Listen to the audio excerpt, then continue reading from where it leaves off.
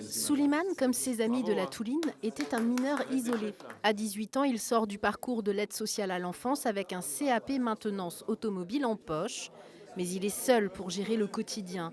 Plusieurs fois par mois, il rencontre Cathy, coordinatrice de la Touline aux apprentis d'Auteuil, une aide précieuse pour avancer dans la vie.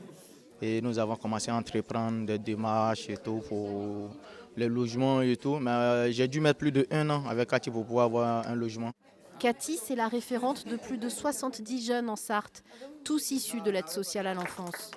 Je leur apporte du soutien, du lien, de l'accompagnement, de la mobilisation, de l'écoute. Des jeunes stressés, apparemment, une fois qu'ils sont passés dans mon bureau, le sont beaucoup moins.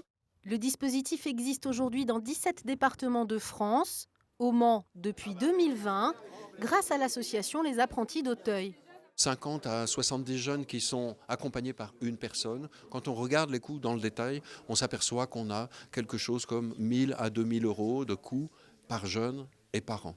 Quand on ramène ça au coût de la protection de l'enfance, qui peuvent atteindre 60 000 euros par an, on voit bien que ça n'est pas du tout de même nature. Charlotte Cobel, secrétaire d'État auprès de la Première ministre en charge de l'enfance, était en visite dans l'antenne du Mans il y a quelques jours.